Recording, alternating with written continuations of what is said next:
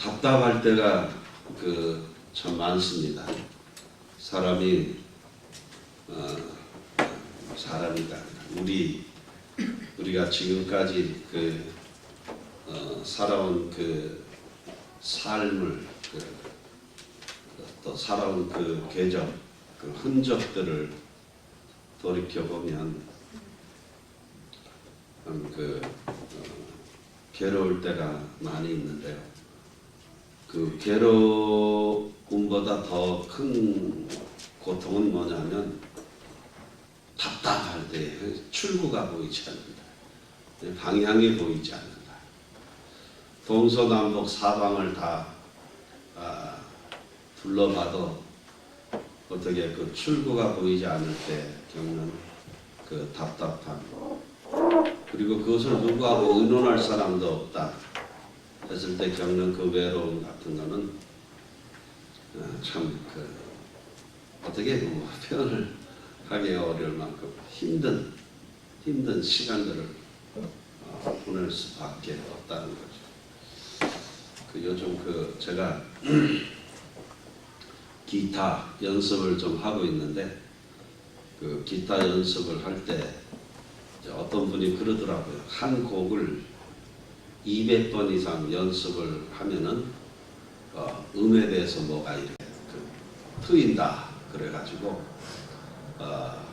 한 노래를 가지고 계속 연습을 좀 하는데 연습을 하는 노래가 세 곡이에요. 하나는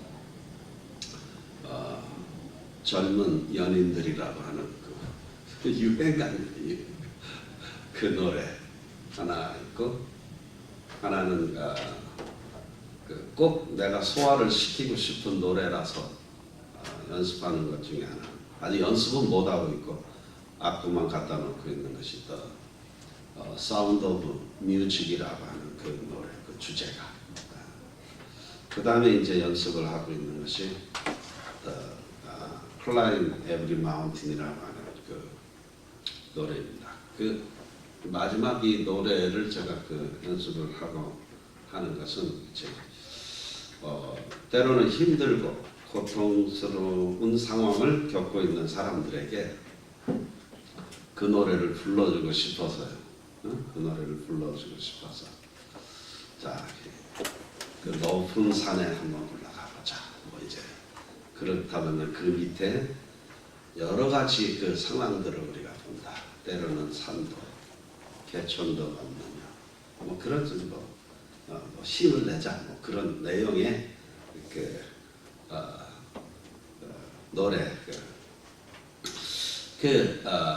이제 그 노래를 이제 제가 좀 준비를 하고 있습니다. 언제 능숙하게 제가 기타를 치게 되면은, 원래 노래는 제가 능숙하게 잘하니까 능숙한 반주와 함께 여러분에게 한번 은혜를 나눌 때가 오리라고 생각을 합니다.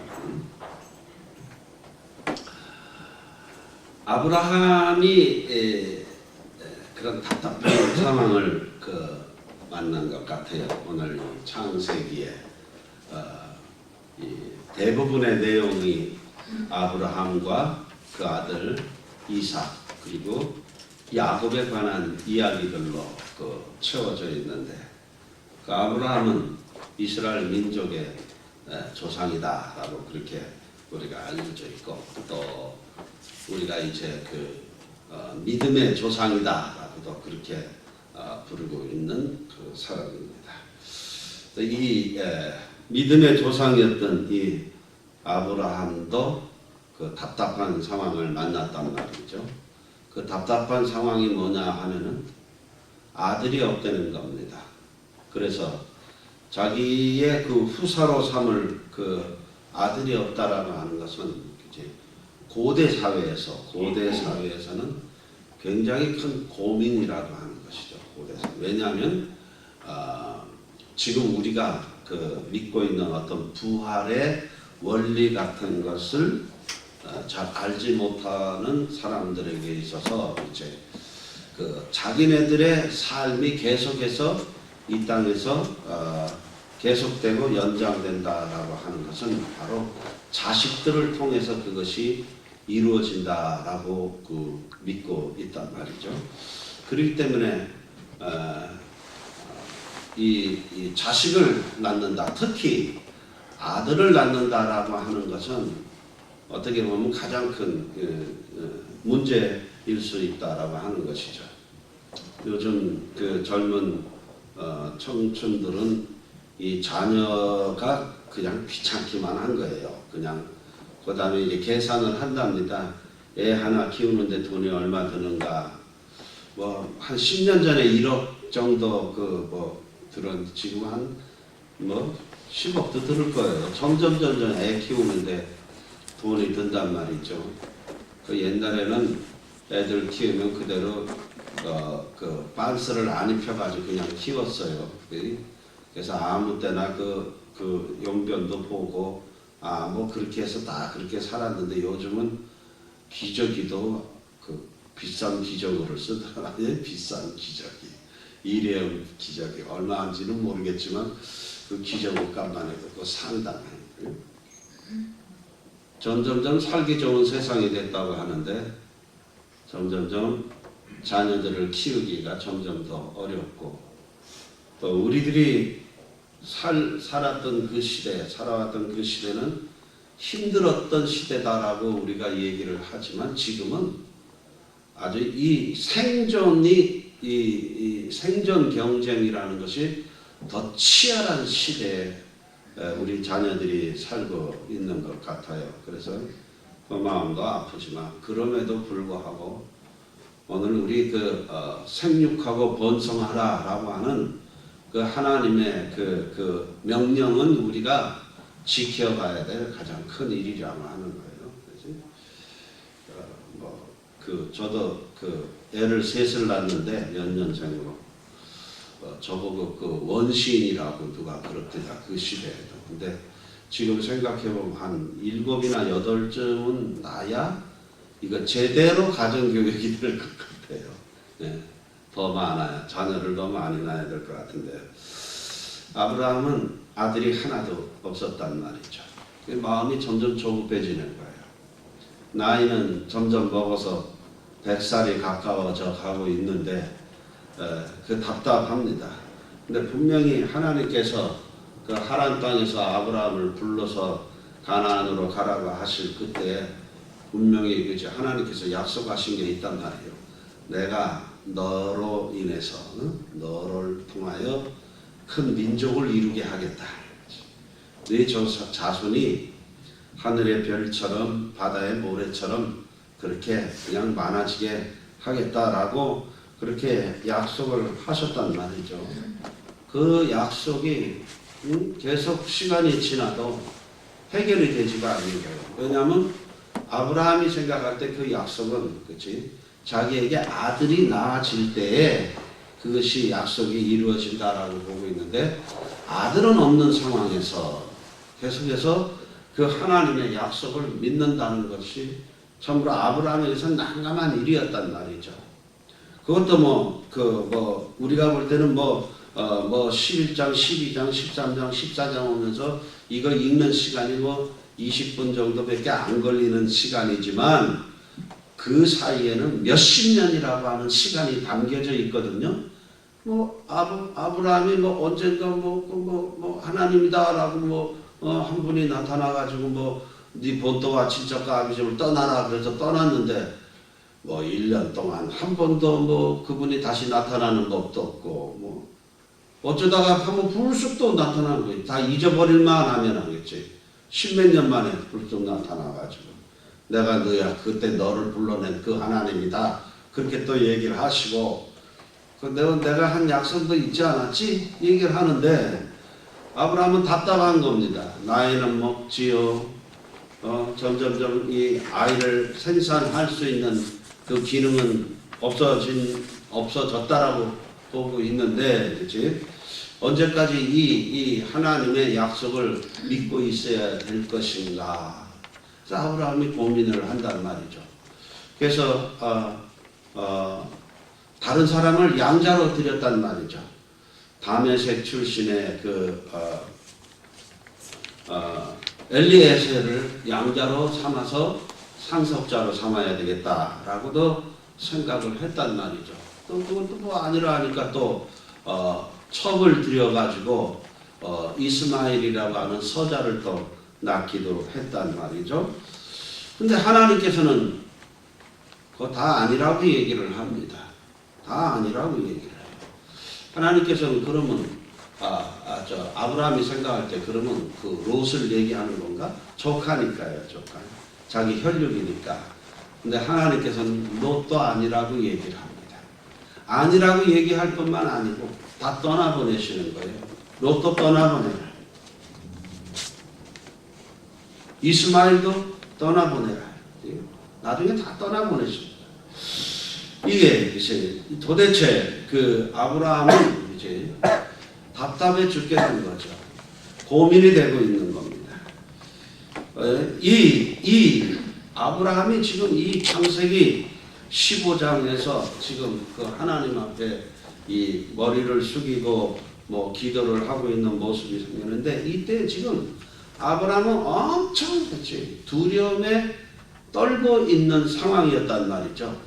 왜냐하면은 그쪽 지역에 있는 모든 사람들이 롯을 잡아 가뒀는데 아브라함이 롯을 구해온 그것 때문에 그 주위에 있는 많은 사람들, 많은 대적들이 생겼단 말이죠. 다른 민족들이 이제 아브라함을 주시해서 보고 어떻게 해서든지 아브라함을 죽일 구실을 찾고 있는 그런 상황 속에서 아브라함은 도대체 언제까지 내가 이 상황 속에서 나를 여기 놔둬야 될 것인가에 대해서 고민을 하고 있다는 말이죠. 그때 또 하나님께서 나타나셨단 말이죠. 아브라함에게 말씀하셨다. 하이 아브라함, Don't worry about it. 딱 있단 말이죠. 두려워하지 마라. 염려하지 마라. 그러니까 아브라함이 짜증 확 나는 거예요. 내가 딱 힘들어가지고 막 이제 두려움 막 그런 쫓김 막 그런 거 딱 있는데 옆에서 누가 휘죽거리고 나타나가지고 하이 염려하지 마. 그렇지? 얼마나 그게 열받는데요. 그때 이제 아브라함이 하나님한테 그 요구를 하는 거예요. 좋아요. 좋습니다. 좋은데 그렇다면 증거를 좀 보여주세요. 증거라도 나한테 자식을 주겠다라고 하는 그 증거라도 보내주시면 내가 당신을 믿겠습니다. 라고 이렇게 얘기를 하시는 거예요. 하나님께 그 증거를 요구하고 있는 아브라함에게 하나님은 완전히 동문서답 같은 증거를 얘기하고 있어요. 앞으로 이런 일이 일어나면은 이 일이 네 씨를 통해서 큰 민족을 이루게 될 것이다 라는 것을 알아라 얘기하는 거예요. 그러면서 그 주신 증거가 뭔지 아십니까? 앞으로 네 자손들이 400년 동안 애굽에서 종 노릇할 거야. 이게 증거입니다. 그리고 400년 동안 종 노릇하다가 나올 때는 그 나라에서 이제 많은 재물을 가지고 네 자손들이 나올 것이다. 그 다음에 너 오래 살아. 그렇지? 오래 산다. 이렇게 뒤에 조사를 해보니까 175살까지 살았어요. 아브라함이 175살을 살았는데 이삭을 100살에 낳고 말이죠. 그 이삭이 장가 갔던 때가 40살. 그리고 그때 왜 이렇게 애도 늦게 낳나 몰라. 20년 만에 야곱과 에서를 이삭이 낳았는데 그러면은 아브라함이 언제 죽었는가 하니까 야곱과 에서가 15살 나던 해에 죽었단 말이죠. 오래 사셨단 말이죠. 오래. 하나님께서 보여주신 증거가 그거였어요. 이런 일이 일어날 거다. 이런 일이 일어날 거다. 근데 그 충격적인 건 그거예요. 네 자손들이 400년 동안 이방에서 계기되어 그들을 섬기고 종노릇하다가 이제 400년 후에야 풀려날 것이다. 그렇게 얘기를 해요. 그리고 그 풀려날 때 너네 민족들이 무슨 뭐 잘해서 풀려나는 것이 아니라 내가 그 민족을 징치하겠다라고 얘기를 하는 거예요. 이스라엘 백성들이 애굽에서 400년 동안을 마치고 그 엑소더스 할 때 그 사람들이 자기 힘으로 나온 거 아닙니다. 하나님께서 마지막 10가지 재앙을 내리시고 그리고 이제 그 마지막 재앙 때문에 그 이스라엘 백성들을 다 풀어 놓아 줬단 말이죠. 그때 이제 뭐라고 했어요? 그 애굽의 바로가 그렇지. 이 이스라엘 사람들이 원하는 모든 것을 다 주어라. 그렇지. 모든 재물 이런 거 다 훑어가지고 이스라엘 백성들이 나왔다라고 그렇게 출애굽기엔 그렇게 기록을 하고 있어요.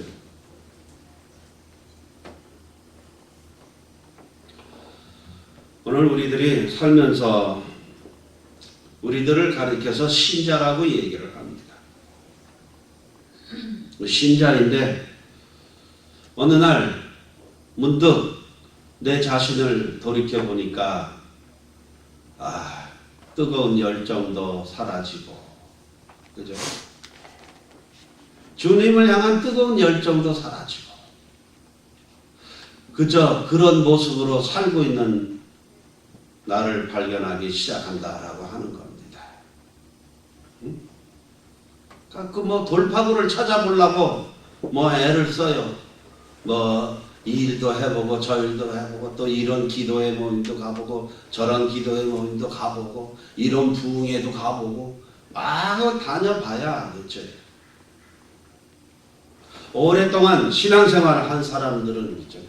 뭐 50년, 60년 이렇게 신앙생활을 한 사람들은 그 순간적으로 그런 일들이 나를 순간적으로는 뜨겁게 할지 모르지만 그것이 지속적으로 나에게 이 끊이지 않는 이 열정으로 나를 이끌어 가지는 못하더라라고 하는 그런 경험들을 아마 다 하실 겁니다.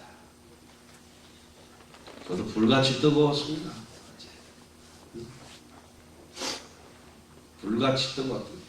그 30대 초반에 제 모습이 있었어요. 정말 순수하려고 애를 썼고 하나님 앞에 내 몸을 불살라 드릴 만큼 그런 단단한 결심 이런 것들이 다 있었단 말이죠. 이게 어느 사이에 그게 없어졌다. 이게 어느 사이에 없어져.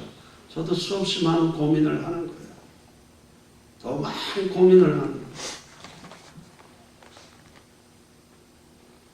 그러면서 이제 신앙생활이라는 것이 무엇이냐라고 하는 그 개념을 정리를 하기 시작을 한 겁니다.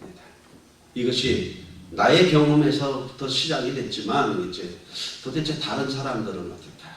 다른 사람은 어떨까? 여기 앉아 있는 사람들 중에 그 나이 드신 많은 분들은 저하고 40대 그때 처음 만났던 분들이 많이 계셔요. 그 40대이지. 그 40대 봤을 때 이제 그때 그저 그렇게 신앙생활 하던 모습으로 여전히 지금 20년 가까운 세월을 같이 지내면서도 우리가 그 생각하고 있는 어떤 뜨거운 열정과 이런 모습들은 없다는 거죠. 그 없는데 또 한 가지 특이한 것은 이제 잘 버티고 있다는 겁니다. 도망가지 않고 잘 버티고 있다라고 하는 거예요. 무슨 외부에서 일어나고 있는 어떤 뜨거운 어떤 부흥과 막 열정과 이런 모습들은 안 보인단 말이죠. 입은 대단하죠. 입은 정확합니다. 다른 사람 분석할 줄 알고 평가할 줄 알고 성경 지식이 있고 다 있는데 문제는 그치 밸런스가 안 맞는 거예요. 밸런스가 아는 만큼 행함이 뒤따르지 못하고 있는 우리의 신앙의 현재 모습들을 우리가 다 발견한다는 거예요. 이게 뭐 저 개인의 일뿐만 아니라 우리 모두의 그 겪는 그 아픔이고 일이다 이 말이죠. 분명한 것은 그 젊을 때 우리가 가지고 있었던 그 뜨거운 그 열정이 사라져버리고 때로는 이 신앙마저 흔들리는 이 상황들을 우리가 어떻게 우리가 이겨낼 것이냐라고 하는 것이에요. 왜 열정이 사라졌을까? 보니까 이제 기도해도 뭐 잘 응답도 없죠 이거예요. 기도해도. 그리고 우리가 가지고 있던 어떤 기대들이 있는데 그 기대들이 이루어지지 않는단 말이에요. 우리가 배웠단 말이에요. 정직하게 살아라. 사랑을 베풀면서 살아라. 그러면 하나님께서 좋은 결과를 주실 것이다. 그래서 선을 베풀고 사랑을 베풀고 그러면 적어도 배신은 당하지 않겠지 라는 우리 기대들이 있는데 이제 그런 기대 이루어지지 않아요. 이루어지지 않습니다. 또 조급해요 우리가. 열정이 사라진 이유를 지금 얘기하고 있는 거예요. 조급해요. 지금 어느 교회에서 부흥이 일어났는데 사람들이 안전병이가 팍팍 일어나고 아픈 사람이 일어나고 기도에 응답 받고 성령이 불같이 떨어졌다. 그게 왜 나한테는 이루어지지 않느냐라고 하는 겁니다. 왜 다른 사람한테 일어나는 그 기적의 현장들이 왜 나한테 일어나지 않는가라고 하는 이런 것들이에요.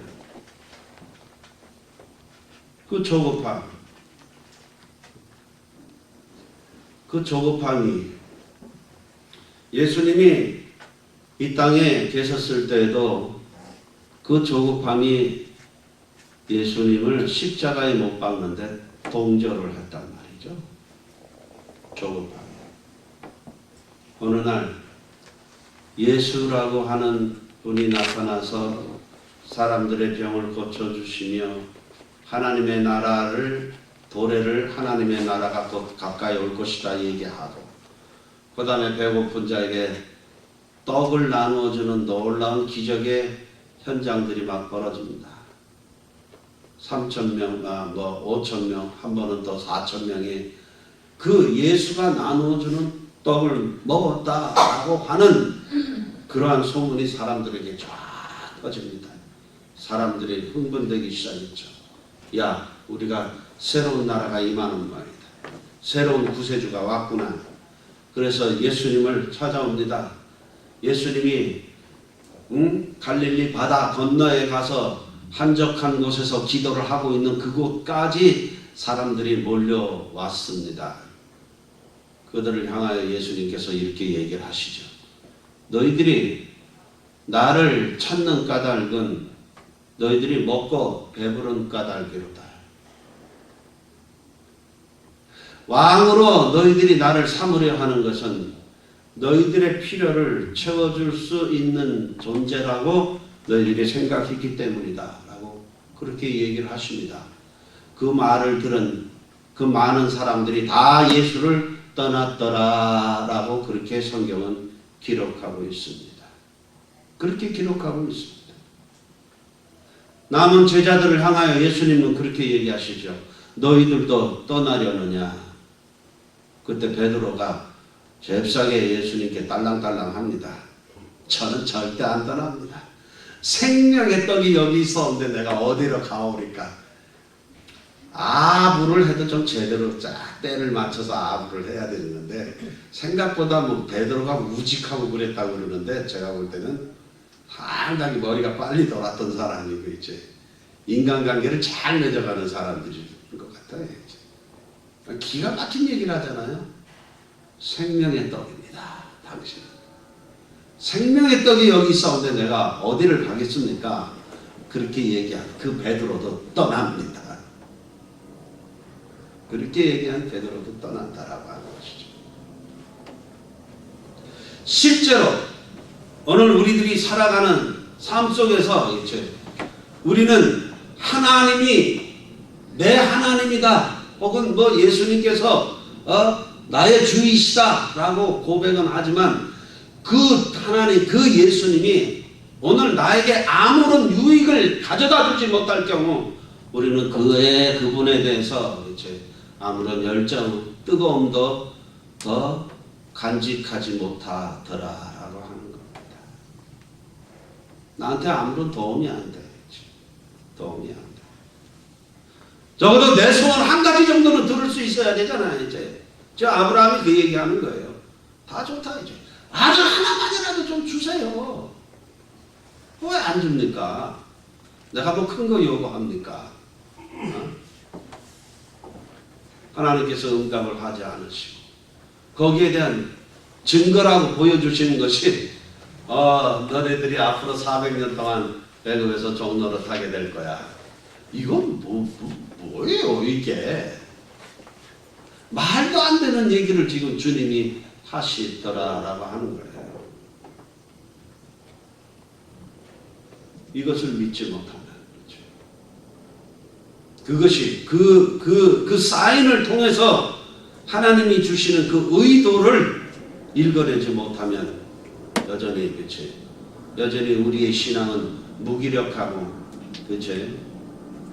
나태해진 신앙으로 갈 수밖에 없다라고 하는 겁니다. 우리 속에 당연히 담고 있어야 될 열정과 그 뜨거움은 다 상실해버린 채로 습관적으로 그저 예수를 믿는 거죠. 습관적으로. 오늘도 교회를 간다. 오늘도 교회를 간다. 11시에 맞춰서 간다. 꼭 맞춰 가야 될 필요가 있나? 10분 전에 가야 될 이유가 있나? 가면 되지. 뭐 가면 되잖아. 10분 전에 더 간다고 해서 뭐 특별히 무슨 하나님이 더 복을 주시는 것 같지도 않고 그 속에는 뭐예요? 해봤다 이거예요. 해봤다 이거예요. 10분 전이 아니라 나는 몇 시간 전부터 가서 이제 예배 드릴 준비하고 뭐 헌신하고 봉사하고 수고하고 애쓰고 이제 몇십 년 동안 그렇게 해왔어. 우리 그렇게 해왔는데 그 해온 뒤끝은 뭐야? 무기력함 이것밖에 남은 게 없더라 이 말이지. 그래서 가지고 있는 그 냉소적인 생각들이 있어요. 누가 젊은 사람들이 와가지고 뭘 열심히 하면은 그치? 또 새로운 교인들이 와가지고 뭔가 막 해보려고 그러면은 천천히 해. 나도 옛날에 그랬었다니까. 그치? 교회는 누가 제일 열심히 하는지 아십니까? 객관적인 기준은 그치?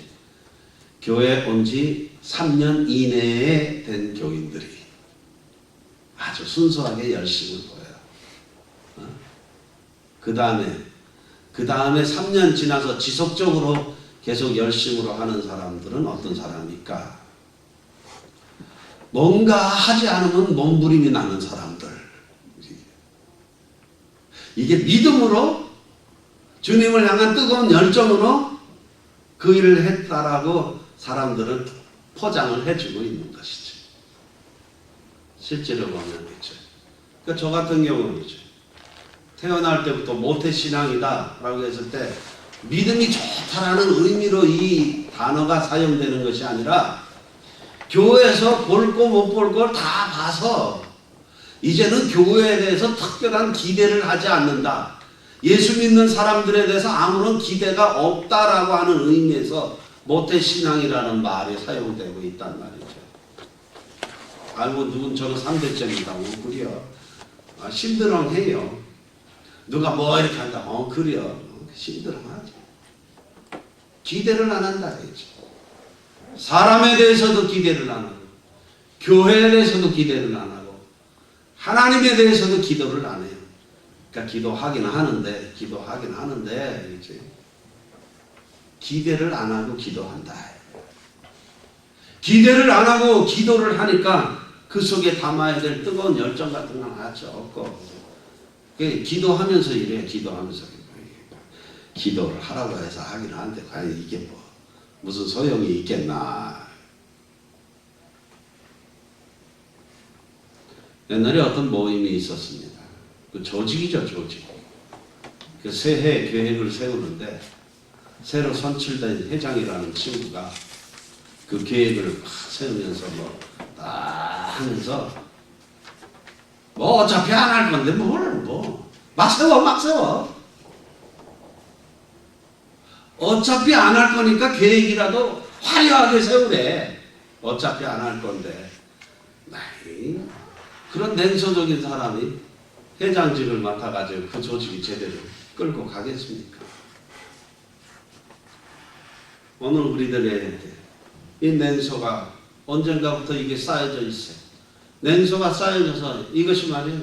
나중에 분노로 폭발을 해. 분노로. 응? 분노로. 냉소를 버리셔야 됩니다. 제가 그지. 저도 공부 좀 한다고 했고, 책도 좀 본다고 보고, 또 작지 않은 인생도 살았고, 또 작지 않은 인생 동안 신앙생활 했고, 산전수전 다 어떻게 보면 교회 안에서 다 겪은 사람이에요. 그러면서 요즘 정리해 가고 있는 신앙. 무엇을 하느냐가 중요한 것이 아니라 어떤 태도를 갖고 있느냐가 가장 중요한 것이다라고 생각합니다. 어떤 태도를 가지고 있느냐.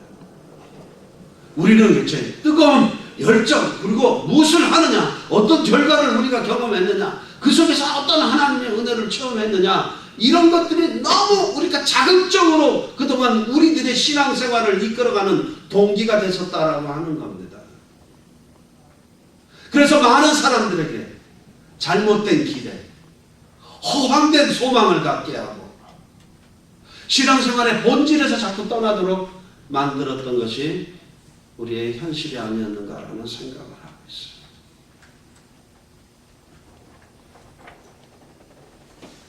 요즘 제가 정리하고 있는 건 그겁니다. 저렇게 이제 교회에 대해서, 믿는 사람들에 대해서 저렇게 냉소가 가득하고 분노가 가득한데도 불구하고 교회를 떠나지 않는 저 사람들은 도대체 무엇인가? 난 그것이 가장 큰 믿음이라고 생각을 하고 있습니다. 가장 절망스러운 상황 속에서 아무 기대와 아무 소망을 가질 수 없는 것에 여전히 몸을 담고 있다는 것, 이것만큼 큰 믿음 없어요. 아무런 동기부여가 되지 않는데도 여전히 거기에 몸을 담고 있다는 것, 이것만큼 큰 믿음이 어디 있습니까?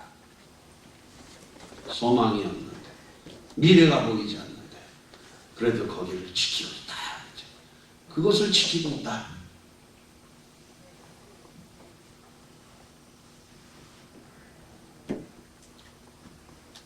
제 설교 원고에는 이 내용을 뭐라고 써놨는 거 아니에요? 버텨야 하나님의 나라로 본다. 제가 그렇게 써놨어요. 버텨야 된다. 버티는 거. 버티고 있는 이 자체가 얼마나 대단한 믿음인지 몰라요. 아까 우리가 그 예배 드리기 전에 불렀던 찬송, 아버지 당신의 마음이 있는 곳에 나의 마음이 있기를 원해요.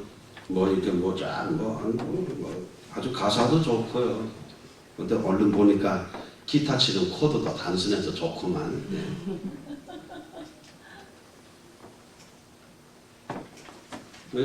여기서 우리가 담아내야 될 게 뭡니까? 아버지 마음이 도대체 뭐예요? 아버지 마음.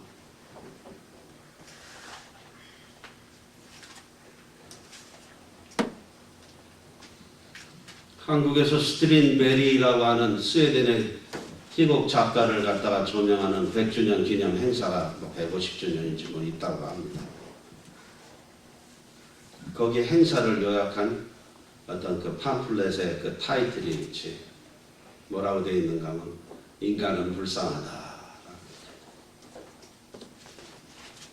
하나님 입장에서 보면 불쌍한 인간들. 그 불쌍하다라고 하는 개념 속에는 아무런 스스로의 존재 가치를 느끼지도 못하며 어떤 삶의 목표도 없는 사람들, 그런 사람들을 하나님께서 보실 때 참 가엾다라고 얘기를 한단 말이죠. 아버지 마음이 뭐예요? 그런 인생들을 향하여 기다리시되 끝까지 기다리고 계시는 것이 아버지의 마음. 오늘 우리 인생들이 아무런 가치도 없고 이제 기다려질 이유도 전혀 없음에도 불구하고 기다리고 있는 그 하나님의 그 심정, 오늘 그것이 오늘 우리도 가져야 될 심정. 때로는 이것이 뜨거움과 열정으로 표현되지 않을 수 있어요. 기다리는 것. 기다린다는 의미조차 느끼지 못할 만큼 버티고 있어주는 거예요. 이것이 가장 큰 믿음입니다. 믿음은 액티비티가 아니라 애티튜드예요. 태도입니다. 태도. 한 아이가 똥 싸고 뭉개던 그 아이가 커서 이제 사람 노릇할까 하고 기대했는데도 여전히 사람 노릇하지 못하는 그 상황도 또 기다리고 가장 절망스러운 가운데서도 기다려주는 것, 이것만큼 가장 큰 믿음이 없다는 겁니다. 오늘 우리들이 하나님의 백성으로 살아가면서 이런저런 모습으로 우리들 자신을 얘기할 수 있겠지만은 오늘 이런 얘기를 할 수 있는 이 자리까지 온 것은 하나님의 기다림, 하나님의 그 은총이 없었다면 불가능할 거라는 거예요. 기다리는 거. 하나님이 기다리시죠.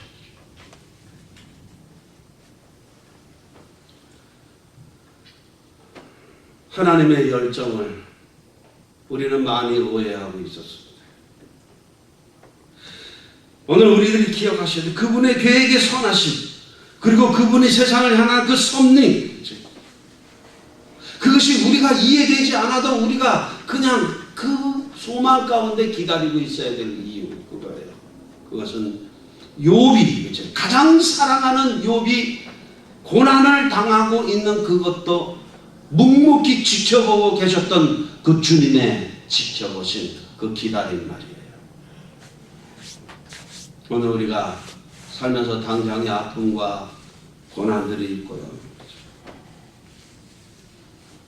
그리고 우리의 소원들이 있어요. 근데 하나님은 아들 하나만 주십시오라고 하는 그 소원을 빌었지만 하나님께서는 그를 통하여 한 민족을 이루어갈 큰 계획을 가지고 계시다. 큰 계획.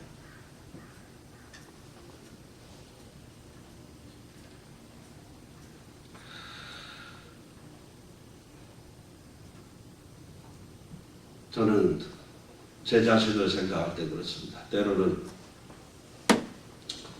내 부족함이 너무 많아요.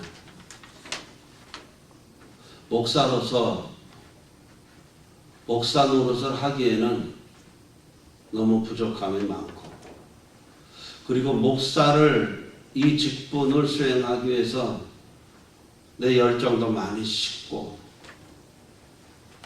그 순전함도 많이 없어지고, 그래서 이거 하고 싶지 않을 때가 많아. 목사 그만둬야 되겠다. 그럴 때 있죠. 그때 이걸 포기하지 못하고 버티는 가장 큰 이유는 뭔가 하나님의 섭리가 있어서 나를 부르신 것은 아닐까라는 그 기대 때문에. 내가 나 스스로에 대해서 엄청나게 절망하고 좌절하고 다 포기하고 싶을 때도 포기하지 못하고 그저 질질 끌면서라도 이 일을 하고 있는 가장 큰 이유, 내가 알지 못하는 또 다른 하나님의 섭리가 있지 않을까. 그러면서 또 이런 생각을 해봅니다. 내가 참 내 유익을 위해서 살았던 사람인데, 그래서 내가 힘들면 피해가고 내가 힘들면 어려가고 돌아가고 쉬운 일, 좋은 일, 내 입에 당기는 일, 그것만 하던 사람에게 어느 날부터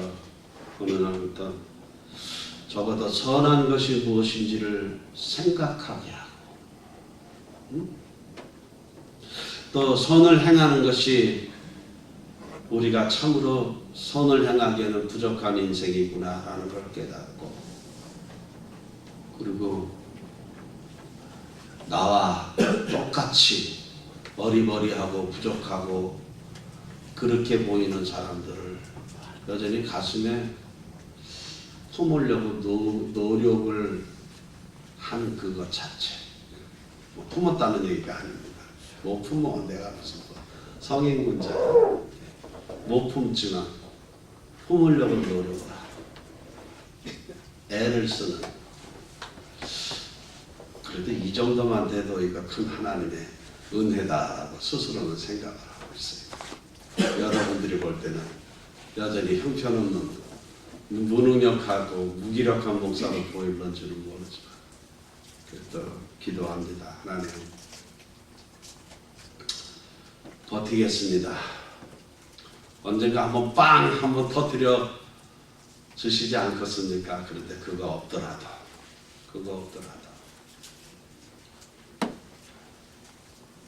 이 마음을 가지고 한번 버텨보겠습니다 라는 그런 생각을 한단 말이죠. 중요한 건 끝까지 살아남아야 하나님의 은혜의 세계를 볼 수 있단 말이죠. 포기하면 못 봅니다. 포기하다. 제일 중요한 거 제가 말씀드립니다. 무엇을 하느냐가 중요했던 것이 아니라 어떤 태도로 하나님 앞에 서 있느냐가 가장 중요했다는